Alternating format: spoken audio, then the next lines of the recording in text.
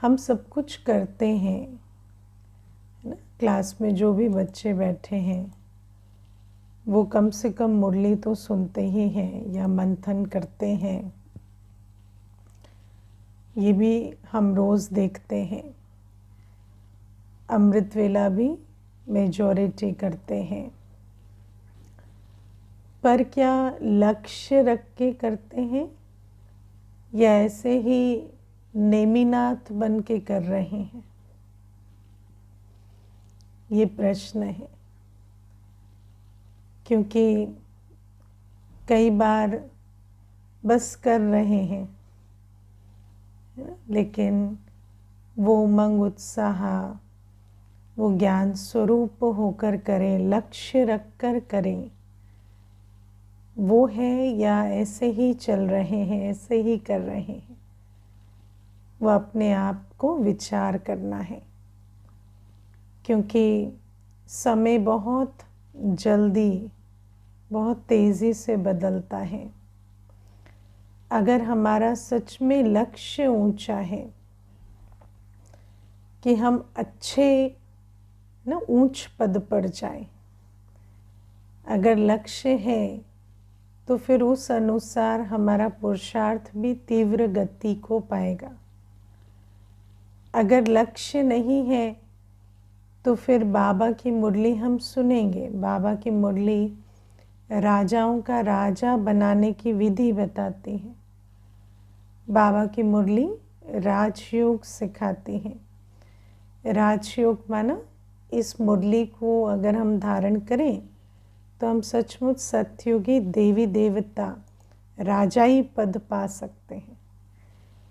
लेकिन अगर हम मुरली सुनते भी, सब कुछ समझते भी, साधारण समझें, कर रहे हैं, चल रहे हैं, लेकिन मुझे नंबर 1 में जाना है, उस उमंग उत्साह के साथ नहीं चल रहे, तो फिर वो पद नहीं मिलेगा। मुरली सुनेंगे पर हर बात में मनन चिंतन करें, धारण करें, वो उमंग उत्साह नहीं होगा। मैं ऐसे भी भाई बहनों को जानती हूँ जो क्लास में रोज़ बैठते हैं, पर उनको इतनी सी भी बात समझ में नहीं आती, है ना। ज्ञान तक समझ में नहीं आता, धारणा की तो बात ही क्या है। वैसे हमें भी पता किससे चलता है? धारणा से ही पता चलता है। तो ऐसे भी भाई बहनें हैं, वर्ष सवा वर्ष से बैठते हैं, पर इतनी सी भी बात बुद्धि में नहीं बैठती। क्यों? क्योंकि जब बैठते हैं तो सोचते हैं हम टाइम पास करने के लिए बैठे, है ना। भले 1-2 ही होंगे ग्रुप में, लेकिन ऐसे भी होते हैं। तो बाबा हमें कहते हैं लक्ष्य के अनुसार लक्षण आते हैं। दुनिया में भी जो स्थूल रीति से स्कूल होते हैं, उस स्कूल में भी ऐसे ही होता है। एक उसी स्कूल में पढ़ के, है ना, सिविल सर्विस क्लियर कर जाता है, कोई डॉक्टर बनता है, कोई कुछ बनता है, कोई उसी स्कूल में पढ़ के भी कल चाट का ठेला लगाता है ना। कुछ भी उसको ना पढ़ाई ना कमाई कुछ नहीं होती। क्यों? क्योंकि लक्ष्य नहीं है। बैठा है, इधर उधर देख रहा है, कुछ समझता है, कुछ सुनता है तो समझने की कोशिश नहीं करता, धारण करने की कोशिश नहीं करता। तो ये लक्ष्य बहुत इम्पोर्टेंट सब्जेक्ट है।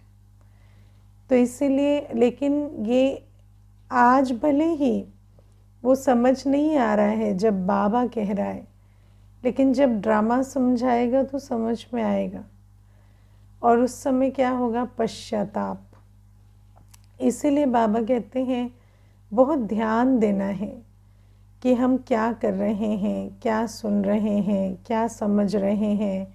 जो बाबा कह रहा है उस पर चलने का प्रयास भी कर रहे हैं या नहीं, इन बातों को बहुत अटेंशन देना है। क्योंकि स्वयं भगवान परमधाम से आकर हम बच्चों को पढ़ा रहे हैं, और हम उस पढ़ाई का कदर ना करें, है ना। हमें स्वयं भगवान भाग्य विधाता आकर भाग्य बनाने की विधि सिखा रहे हैं, और हम उसका कदर ना करें तो ये भी जैसे डिसरिगार्ड होता है बाबा का। ना, वैसे डिसरिगार्ड करने वाला कैसे पद पाएगा। तो ऐसे समझना है, देखना है मैं क्या कर रहा हूँ, क्या नहीं कर रहा, ये सारी बातों को देख कर चलना है। अब आज बाबा हमें जैसे अंतिम घड़ियों पर इशारा दे रहे हैं कि अंतिम जन्म है, हमें तैयार होना है। आज बाबा हमें कहते हैं ममत्व निकाल दो, है ना। घर गृहस्थ में रहते ऐसे कमाल करो कि ममत्व निकाल दो। अब ममत्व निकाल दो का अर्थ क्या होता है? ममत्व निकाल दो का अर्थ होता है कि घर गृहस्थ में हर एक के साथ रहते हुए भी उनकी अवस्था का प्रभाव, उनके कर्मों का प्रभाव, उनकी कर्मों की गति का प्रभाव मुझ पर ना आए, है ना। हर आत्मा अपने कर्म करती है, उस कर्मों की गति अनुसार उसका ड्रामा तय होता है। हर एक की अपनी यात्रा है, अपनी स्क्रिप्ट है।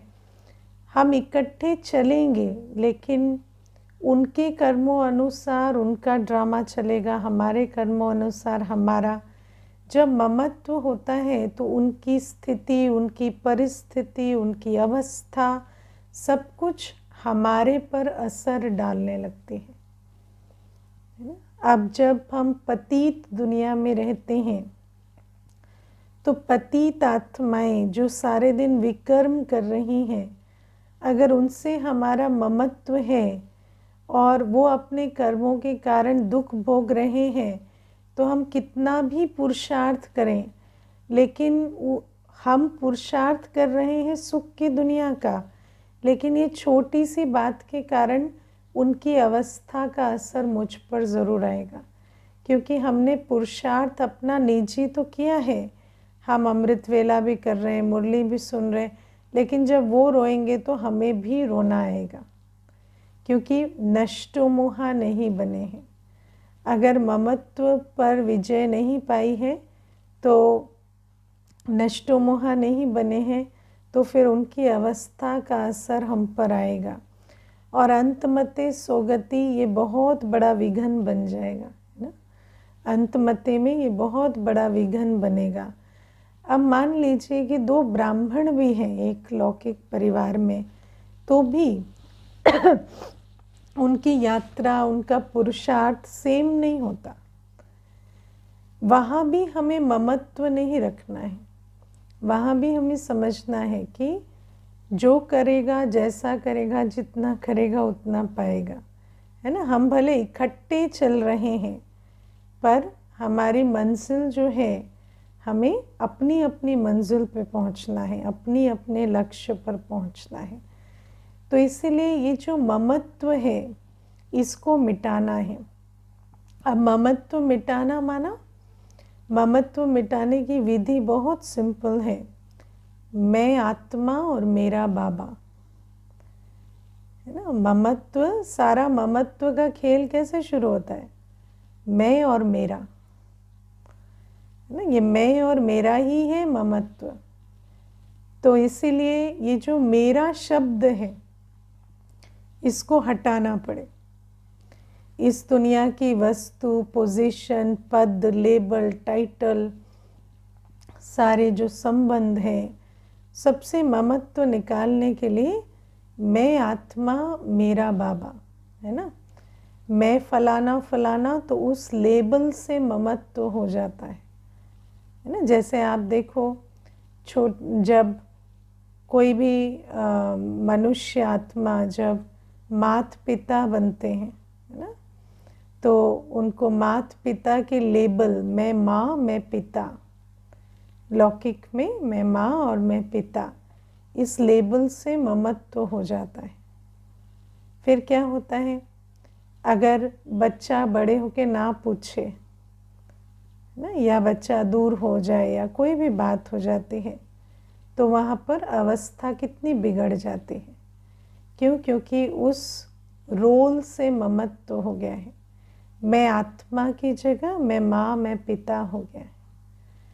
तो बाबा इसीलिए कहते मैं और मेरा दोनों, सिर्फ मेरा नहीं, मैं भी, मैं सिर्फ और सिर्फ एक आत्मा हूँ, एक सितारा आत्मा, अकेले आती हूँ अकेले जाती हूँ, है ना। और मेरा सर्व संबंधी मेरा बाबा है, सदा का साथी, अविनाशी साथी, अविनाशी संबंधी, सर्व संबंधी एक मेरा बाबा है। बाबा एक, दूसरा न कोई। इतना हमें अपने अंदर इस सत्य को, क्योंकि हम 63 जन्मों से भूले हुए हैं ना कि मैं कौन और मेरा कौन। तो अभी बाबा जब याद दिलाते हैं, और क्योंकि हम भूल गए थे कि मैं कौन और मेरा कौन, तो बहुत सारे झूठे मैं और मेरे में फंसते चले आए हैं। तो अब बहुत देखना पड़े, अभ्यास करना पड़े, बहुत योग में बैठना पड़े, मैं आत्मा और मेरा बाबा पक्का करने के लिए बुद्धि में। और बाबा कहते इस आधार से फिर धीरे धीरे हर एक के साथ, देखो बाबा जब कहते हैं ना ममत्व मिटा दो, तो ममत्व मिटाने का अर्थ ये नहीं होता कि आत्मा जो स्नेह स्वरूप है उसका स्नेह स्वरूप खत्म हो जाए, लेकिन हमारा जो स्नेह स्वरूप है वो 1 या 2 या 4 के प्रति नहीं, सर्व के प्रति रहे। कोई खास नहीं, कोई एक्स्ट्रा नहीं, कहीं सर्व के प्रति। और सबसे पहले तो बाबा और बाबा के कार्य के प्रति रहे। पहले मेरा बाबा, क्योंकि ममत्व तो अब बाबा से है ना, तो पहले मेरा बाबा, और फिर सर्व के प्रति हमारा रूहानी स्नेह है। रूहानी स्नेह में 3-4 बातें होती हैं। जो जैसा है उसको स्वीकार करना, हर एक के लिए, है ना, आत्मा भाई की दृष्टि रखना, वृत्ति रखना, कल्याण की वृत्ति रखना हर एक के लिए, हर एक आत्मा के लिए, है ना, उसके कल्याण के लिए कुछ करने की भावना भी रखना, और फिर उतना ही न्यारा भी रहना। तो ये चारों बातें रूहानी स्नेह में रहती हैं। जहाँ पर ममत्व होता है वहाँ एक्सपेक्टेशन होती है, ये ऐसा क्यों नहीं है, ऐसा क्यों नहीं है। जहाँ स्नेह है वहाँ एक्सेप्टेंस होती है कि हाँ जो भी है जैसा भी है ठीक है, अपनी, है ना, गुड फॉर देम, कि ये आत्मा की ऐसी यात्रा है, ये संस्कार है, ठीक है ना। अपना ममत्व नहीं है तो उसमें फिर एक्सपेक्टेशन नहीं होती। फिर ये भी है कि है तो आत्मा भाई, तो वो सेंस ऑफ बिलोंगिंग भी रहती है। ऐसा नहीं मैं कौन पता नहीं, है ना, ये कौन मैं कौन पता नहीं, नहीं, कौन है, आत्मा भाई है।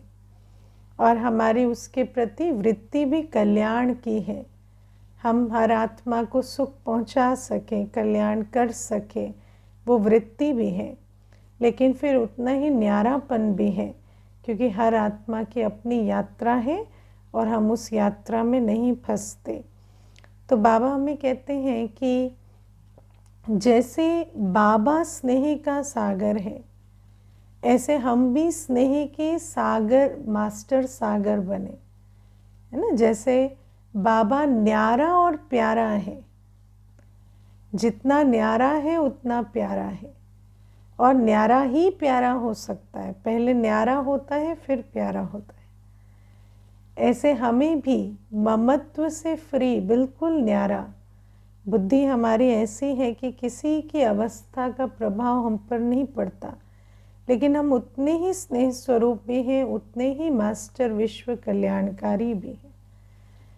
तो बाबा कहते हैं ये सारा अभ्यास, देखो जैसे मनुष्य योगा करता है, तो योगा में क्या करता है, अपने शरीर को विभिन्न अवस्थाओं में स्थित करता है ना, करता है कि नहीं। हाँ, जैसे हाथ को सीधा रखा, तो हाथ को सीधा रख के 5 मिनट उसी पोजीशन में खड़े होते हैं, या है ना, कई तो उल्टे लटक के भी 10 मिनट खड़े होके देखते हैं कि ऐसे रह पाते हैं या नहीं। तो बाबा कहते हैं ऐसे ही योग में भी हमें हमारी वृत्ति को, स्मृति को अलग अलग पोजीशन में स्थित करना, है ना। बाबा बाबा प्रेम का सागर है, मैं मास्टर स्नेह सागर हूँ। तो मास्टर स्नेह सागर आत्मा की हर एक आत्मा के प्रति वृत्ति कैसी होगी, उस वृत्ति में अपने आप को मुझे स्थित करना है। मुझे उन भावनाओं में, उन संकल्पों में जो उस वृत्ति में मुझ आत्मा के अंदर होंगे, जब मेरे अंदर हर आत्मा के प्रति लगाव मुक्त भाई भाई की वृत्ति है, तो उस वृत्ति से हमारे संकल्प कैसे होंगे, हमारी हर एक के प्रति दृष्टि कैसी होगी, हमारी भावना कैसी होगी, हमारे बोल कैसे होंगे, वो हमें जैसे विचार सागर मंथन करना होता है जब हम योग में बैठते हैं। ये जो तैयारी है ये करेंगे, तब तो जब कर्मों में आएंगे तो लगाव मुक्त और स्नेह स्वरूप होके चलेंगे। तो बाबा कहते हैं इसीलिए ये जो बाबा की श्रीमत है, बाबा कहते हैं ना, मैं जो भी तुम्हें मुरली में श्रीमत देता हूँ उस पर विचार सागर मंथन करो।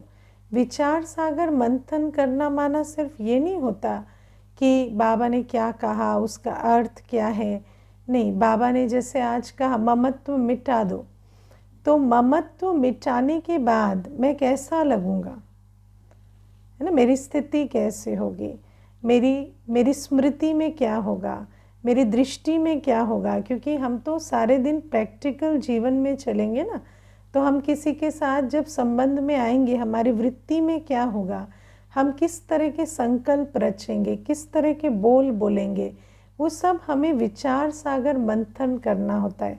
अपने एटीट्यूड की पोज में स्थित होना होता है ना, भाई भाई की वृत्ति में स्थित होना होगा। अभी जितने भी देह के संबंध के आधार से जो भी अपने अंदर चलता है, ये फलाना है, मैं इसका ये हूँ, वो सारी छोड़कर ये आत्मा भाई है और शिव बाबा से जो भी मिल रहा है वो इसको न्यारा होके देना है। वो वृत्ति हम कैसे बनाएं, उसकी हमें जैसे योग में अभ्यास करना है। तो बाबा कहते हैं पहली बात तो ये है कि ये कमाल करो कि सबके बीच रहते भी बिल्कुल न्यारी अवस्था, न्यारी और प्यारी, सबसे ममत्व निकला हुआ है। क्योंकि अगर मैंने ये भी देखा है, देखो ममत्व कैसा होता है ना, मानो झगड़ा हो गया है ना, किसी से झगड़ा हो गया है, तब भी झगड़ा होने के बाद भी ममत्व है, तो वो रोटी नहीं खाएगा तो आपको भी रोटी नहीं अच्छी लगेगी, है ना। लड़ाई हुई है, अभी कोई ऐसे बातचीत भी बंद है, लेकिन वो रोटी नहीं खाएगा तो आपको भी नहीं अच्छी लगेगी। तो आप सोचो ममत्व कैसा होता है। आत्मा को जैसे दूसरे से बंध जाती है, वो जैसे है वैसे हमें अनुभव होने लगता है। और ये ममत्व तोड़ना बहुत ज़रूरी है, क्योंकि सत्य तो यही है कि हर आत्मा की यात्रा अलग अलग है। अगर हमारे चाहने से, है ना, एक साथ होती तो भी अलग बात थी, पर कितना भी चाहे सत्य तो सत्य ही है। और बाबा हमें कहते हैं अभी तो हर आत्मा को बाबा के साथ वापस जाना है। हर एक की अपनी डेस्टिनी है, हर एक का अपना पद है, हर एक को अभी वापस जाना है। तो ये ममत्व से छूटे, ये ज्ञान की बहुत बड़ी सब्जेक्ट है और इसका पुरुषार्थ हर आत्मा को करना होगा। तो ये पहली चीज़। दूसरी चीज़ बाबा कहते हैं कि हम आत्माएं पवित्र बने। हमारा आज हमारे जीवन का आज हर अंग जैसे पतित हो गया है। हमारी सोच, बोल, खान पान, इंद्रियां, सब कुछ जैसे पतित हो गई हैं, है ना। आज अच्छी चीज़ किसी को अच्छी नहीं लगती, है ना। जीभ को स्वाद किसका रच गया? विकारी भोजन का। कानों को रस किस में आता है ना? विकारी शब्दों में। आँखों को आकर्षण क्या करते हैं? विकारी दृश्य। ना, इंद्रियों को सुख किससे मिलता है? विकार से। आज हमारा पूरा सिस्टम विकारी हो गया है। संबंध में विकार है, शरीर में विकार है, दृष्टि में विकार है, वृत्ति में विकार है ना, स्मृति में भी विकार है। इससे मेरा लोभ का संबंध है, इससे मेरा काम विकार का संबंध है ना। स्मृति में भी ये है, ये पत्नी है, ये पति है, तो पत्नी पति है माना इसके साथ है ही विकारी संबंध। जब पवित्रता की बात सुनते हैं तो सोचते हैं कैसे हो सकता है, वहाँ तो आधार ही विकार है। स्त्री पुरुष का तो एक दूसरे के प्रति दृष्टि ही विकार की है। हमारा तो यही है कि ये है ही विकार के लिए। तो आप सोचो हमारा जीवन का हर अंग आज विकारी हो गया है। इसीलिए बाबा कहते हैं कि अभी पवित्र बनो। और जैसे विकार का संस्कार बना ना, हर चीज एक संस्कार है। अशुद्ध खाते हैं तो अशुद्ध खाने का रस रच जाता है, फिर वो अशुद्ध भोजन की तरफ आकर्षण होती है। शुद्ध खाते हैं तो अशुद्ध की तरफ विकर्षण हो जाती है, होती है कि नहीं, है ना। पहले जैसे अशुद्ध भोजन की तरफ पहले सोचते थे प्याज छोड़ेंगे कैसे, और अब प्याज अगर कहीं बन रहा हो तो उसकी गंध भी जैसे सह नहीं पाते, क्योंकि ये तो संस्कार है। जो संस्कार इमर्ज करेंगे वो इमर्ज हो जाएगा। तो बाबा कहते हैं अभी इन इंद्रियों को, इन आत्मा की सूक्ष्म इंद्रियों को भी, स्थूल इंद्रियों को भी, संबंध को भी, धन को भी, है ना। धन को देखो कैसे धन की भी गति कैसी हो गई है। जहाँ श्रेष्ठ कार्य करना होगा ना वहाँ धन लगेगा नहीं, और जहाँ वेस्ट होता है, जहाँ विकारी कार्य होता है, वहाँ एकदम से धन दिया जाता है ना। व्यक्ति आज अगर आप समाज की सत्यता सोचेंगे तो आज व्यक्ति शादियों में और दुनिया को दिखाने में लोन ले लेकर भी कंगाल हुए जा रहा है। आज अगर आप डेट, जो ये लोन लेते हैं, गरीब व्यक्ति जो इतने परेशान होते हैं उन लोन्स की वजह से, वो मेजॉरिटी किन कार्यों के लिए लिए जाते हैं, यही दिखावे और ये विकारी कर्तव्यों के लिए। तो आज मनुष्य का धन की गति भी, जैसे हर चीज़ में कर्म की गति काम करती है ना, ऐसे देह की में भी, धन में भी, संबंध में भी, हर चीज़ में हमारा संस्कार और हमारी कर्म की गति ऐसी है कि विकारों की तरफ हमारा तन मन धन ज़्यादा लग रहा है, और वो संस्कार और वो पुराना कर्म खींच खींच कर नया पाप बनाते हैं। तो बाबा हमें कहते हैं अब हमें पवित्र बनने की मेहनत करनी है ना। आप देखो जैसे जब पानी ऊपर से बहकर नीचे आता है तो नीचे कितना तेज़ बहाव में बहता है ना, नीचे गिरना मुश्किल नहीं है। और अगर आपको गिरना है उसके साथ तो बहुत इजी है, एकदम बस उसके साथ साथ हो लो, नीचे आ जाएंगे। लेकिन जब ऊपर चढ़ना होता है तो उस बहाव के विपरीत बहुत मेहनत लगती है, बहुत ताकत से चढ़ना पड़ता है। लेकिन फिर भी बाबा कहते हैं कि सहज है, क्योंकि डबल इंजन मिली हुई है हम बच्चों को, ब्रह्मा बाबा भी और शिव बाबा भी, तो क्या मुश्किल है। तो बाबा कहते हैं ये जो पवित्र बनना भी अभी हर एक जो हमारे जीवन का अंग है उसमें जो पतित पना जो भरपूर हो गया है, उससे निकल अपने सूक्ष्म इंद्रियों को भी, मन बुद्धि संस्कार को भी, है ना। देखो आप जब हम बैठते हैं बाबा को याद करने तो एकाग्रता नहीं होती, और पुरानी पुरानी बातों से बुद्धि हिलती नहीं है। कितनी एकाग्रता से पुरानी पुरानी बातें याद करते हैं, है ना। बैठे हैं तो 2 घंटे विचार कर रहे हैं, पता ही नहीं क्या क्या सोच लिया, बुद्धि वहाँ से निकल भी नहीं रही। तो बाबा हमें कहते हैं अब इस बुद्धि को पुरानी दुनिया से निकाल पवित्र धाम की तरफ लगाना, मन के संकल्पों को, है ना, शुभ भावना शुभ कामना संपन्न बनाना, या इंद्रियों से शुद्ध खाना, शुद्ध देखना, शुद्ध सुनना, हर कर्म शुद्ध, है ना, कोई विकारी कर्म शरीर से ना हो, संबंधों में विकारी दृष्टि, विकारी वृत्ति, विकारी लेन देन खत्म हो, विकारी बोलचाल, एक दूसरे से बात करते हैं तो ज्ञान स्वरूप बोल हो, विकारी बोल नहीं, धन पतित तरफ ना लगे।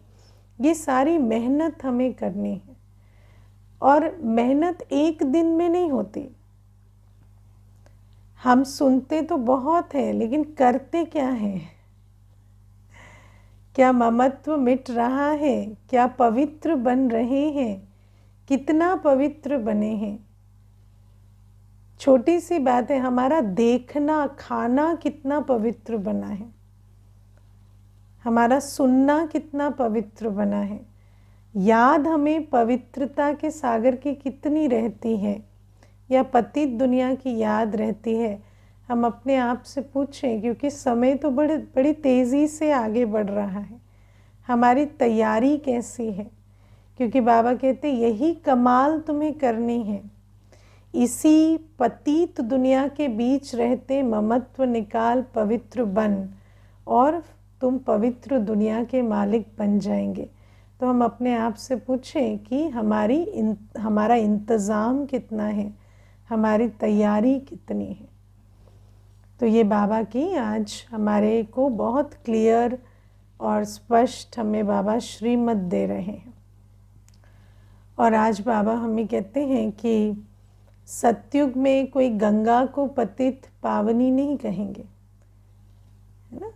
सतयुग में भी नदियाँ होंगी, लेकिन नदियों को पतित पावनी नहीं कहेंगे। आप देखो 3 चीज़ें हैं, परमात्मा, आत्मा और प्रकृति, ठीक है, ये ऑर्डर है। परमात्मा सबसे ऊंचा, फिर आत्मा, फिर प्रकृति। लेकिन आत्मा पुनर्जन्म लेते लेते नीचे आ जाती है, तो प्रकृति को ऊंचा रखने लगती है फिर, है ना। हम लोग जब सीढ़ी का चित्र पढ़ते हैं तो सीढ़ी के चित्र में क्या देखते हैं कि जैसे जैसे आत्मा नीचे आती है सीढ़ी में, तो पहले पहले शिव बाबा का पूजन, पहले तो पूज्य थी, फिर पुजारी बनी, पुजारी में भी पहले पहले शिव बाबा को पूजती है, फिर उसके बाद श्री कृष्ण, उसके बाद श्री लक्ष्मी नारायण, फिर श्री राम सीता, फिर गणेश हनुमान, उसके बाद प्रकृति पूजन। क्योंकि जैसे जैसे आत्मा नीचे गिरती जा रही है, तो बाकी जो भी कुछ है उसको प्रभुत्व देती जाती है, वो उससे ऊंचा हो जाता है। तो कहाँ प्रकृति तो दासी थी, प्रकृति तो सेवक थी, और आज प्रकृति पर आत्मा निर्भर करती है। आज तो गंगा की भी बात नहीं है, आज तो पानी की भी बात नहीं है। चलो नेचर की भी जब हम बात करते हैं तो पानी है या पेड़ है या कुछ है, आज तो जानवर के लिए आत्मा कहती है जानवर मुझे सुख देगा, है ना। आज कुत्ते आत्माओं को कंफर्ट दे रहे हैं, है ना। कहते हैं इसके कारण हमें कंफर्ट है, इसके कारण हमारा मन ठीक रहता है। आजकल तो पेट्स को ऐसा समझते हैं कि इनके बिना हम जी नहीं सकते, उनसे सुख ले रहे हैं, उनसे शांति मिल रही है, उनसे स्नेह मिल रहा है। तो आत्मा की कैसी अवस्था हो जाती है। मैं एक माता को जानती हूँ, वो सेंटर कोर्स करने आई थी एक बार, वो कम से कम भी मेरे ख्याल 30-35 बिल्लियों के साथ एक घर में रहती, और उन बिल्लियों के साथ ही खाती है पीती है, उसके संगी साथी वो बिल्लियां ही हैं। और जब किसी मनुष्य से बात करती है तो बात नहीं कर पाती, मनुष्य आत्मा के साथ इंटरेक्ट करने में भी प्रॉब्लम होती है, ट्रस्ट नहीं बिल्ड होता उसका। तो ये सब क्या है, आज आत्मा की अवस्था इतनी, जैसे जैसे आत्मा नीचे आती है प्रकृति उसकी मालिक बन जाती है ना। आज ये जो हम एस्ट्रोलॉजी कहते हैं, या हम ये जो ग्रह दशा, या हम कहते हैं कि ये हवन कराओ, ये ऐसा करो, प्रकृति को शांत करो, तो ये सारी जो रस्म रिवाज भी जो हैं ये कैसे जन्म लेते हैं, ये प्रकृति पूजन का हिस्सा है। आज हम कहते हैं एक पत्थर पहनने से हमारी ग्रह दशा बदलेगी, या पत्थर पहनने से हमारा मन ठीक होगा। अब आप विचार करो, एक पत्थर आत्मा को ठीक करेगा, है ना। तो ये कितनी बड़ी, ये बाबा जो हमें ज्ञान देता है कि जैसे जैसे कॉन्शियसनेस लो होती जाती है तो प्रकृति हमारी मालिक बन जाती है। हम समझते प्रकृति की अवस्था से मेरी अवस्था बनेगी, मेरे सितारे राइट नहीं होंगे तो मेरी अवस्था ठीक नहीं होगी, है ना। तो बाबा कहते हैं ये सारा इस समय होता है, ये कलयुग की चाल चलन है, क्योंकि आत्मा लो कॉन्शियसनेस में है। लेकिन बाबा कहते हैं तुम अब समझो कि तुम्हें प्रकृति की याद में नहीं रहना है, तुम्हें बाबा की याद में रहना है, जो हाईएस्ट ऊंचा है ना, उसकी याद में रहना है। और उसकी याद में रहकर तुम्हें अपनी चेतना को बढ़ाना है, और उस आधार से फिर तुम प्रकृति को भी सुख दोगे। ये प्रकृति तुम्हारा इंतज़ार कर रही है, तुम्हारे परिवर्तन का इंतज़ार कर रही है। तो बाबा कहते सतयुग में ऐसा नहीं होता कि कोई आत्मा प्रकृति की तरफ देखेगी कि आप पतित पावन हैं, मुझे पावन बनाओ, है ना। आजकल तो बिल्ली के ऊपर है कि हमारा दिन ठीक जाएगा या नहीं। अगर वो रास्ता काट दी, है ना, कई मैंने ऐसे भी देखा है, सड़क पर खड़े होके कहते अरे अरे रास्ता मत काटना, रास्ता मत काटना, रास्ता मत काटना। तो जैसे बिल्ली को ना क्या कहें, प्रार्थना कर रहे हैं कि तुम मत काट देना रास्ता वरना मेरा दिन खराब हो जाएगा। तो अब बिल्ली की मर्जी पर है। और कई बार तो है ना, वहाँ पर ऐसा लगता है जैसे बिल्ली भी खेल खेल रही है, आगे होती है पीछे होती है, फाइनली रास्ता काट के चली जाती है। तो आत्मा जो है वो इस प्रकार से भी कैसे अपनी अवस्था आत्मा की हो गई है कि एक बिल्ली से प्रे करती रहती है कि तुम रास्ता मत काट देना वरना मेरा दिन खराब हो जाएगा।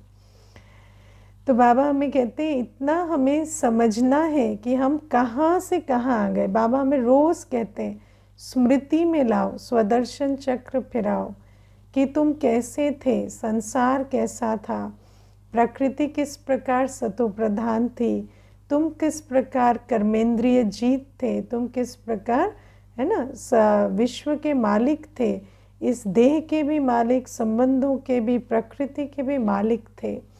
और बाबा कहते उस स्मृति से समर्थी को जगाओ, सर्वशक्तिवान की याद से और सत्युग की अपनी ऊंची अवस्था, शांतिधाम की अपनी शांत अवस्था की स्मृति से अपनी उस समर्थी को बार बार जागृत करो, और बार बार उस समर्थी को जागृत करके फिर से उस अवस्था में स्थित हो जाओ। इसलिए बाबा हमें बार बार कहते हैं अब तुम्हें कोई भी चित्र नहीं याद करना, है ना। अब तुम्हें ना आकारी, ना साकारी, ना निराकारी, किसी का भी चित्र और याद नहीं करना है। ये जो चित्रों को याद करना, ये चलन भी है ना, ये आजकल तो अपने चित्र को भी देखते रहते हैं। पहले तो दूसरों के चित्रों को देखते थे, आजकल तो अपनी सेल्फी खींच खींच के देखते रहते हैं, है ना। अपनी सेल्फी खींचेंगे, अपना कैमरा ऑन करेंगे, अपने चित्र को इतना निहारते हैं आजकल। और आजकल तो पूरी दुनिया ही चित्रों की, इंस्टाग्राम के बाद तो ऐसा हो गया है कि हर जगह सिर्फ चित्र ही चित्र दिखाई देते हैं। तो बाबा कहते हैं ये जो बुद्धि है इसको कैसे न्यारा करेंगे। अगर सारे दिन चित्रों में फंसा कर रखेंगे तो देह की दुनिया से, चित्रों की दुनिया से उस विचित्र घर और विचित्र बाबा के पास कैसे जाएंगे। इसीलिए इन चित्रों की दुनिया से अब अपनी बुद्धि को निकालना है ना। ना आकारी चित्र, ना मूर्तियों की याद में रहना है। आकारी चित्र में ना देवताओं की जो मूर्तियों के चित्र हैं, ना उनकी याद में रहना है, ना साकारी की याद में रहना है, और ना ही बाबा कहते कोई मेरे भी चित्र को देखना है। तुम्हें तो मुझे बुद्धि से याद करना है, क्योंकि तुम्हें चित्र देखते हुए शरीर नहीं छोड़ना है, तुम्हें तो बुद्धि बल से मेरे पास आना है। तो जब अंतमते बुद्धि में मेरा चित्र रहेगा, तुम मुझे बुद्धि से याद करेंगे, तब तो मेरे पास आएंगे। और बाबा कहते मुझे बुद्धि से सिर्फ चित्र के रूप में याद नहीं करना, मैं तो चैतन्य हूँ, मैं चैतन्य शिव बाबा हूँ, मैं तो चित्र चरित्र सहित हूँ।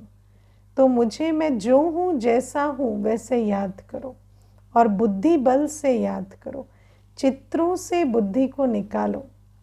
और मैं समझती हूँ इसके लिए हमें बहुत मेहनत करनी है, क्योंकि आज इतनी चित्रों की दुनिया हो गई है, और फ़ोन में तो जैसे कंटिन्यूअस वो चित्र चलते ही रहते हैं, है ना। आजकल तो फेसबुक में भी पोस्ट से ज़्यादा एड्स आते हैं। मैं समझती हूँ 70% तो ऐड आते हैं। आपने जिनको ऐड किया है वो तो दिखते नहीं हैं, बाकी जो आपको ऐड दिखाना चाहते हैं वही दिखते हैं, है ना। तो इसीलिए बहुत ध्यान से चलना है, कहाँ बाबा की श्रीमत और कहाँ ये जो संसार की अवस्था है। तो बाबा हमें कहते हैं जो एक एक चीज़ पर बाबा ध्यान खिंचवाते हैं, उसको समझते हुए अपना पुरुषार्थ कर ऊंच पद के लायक बनना है। ओम शांति।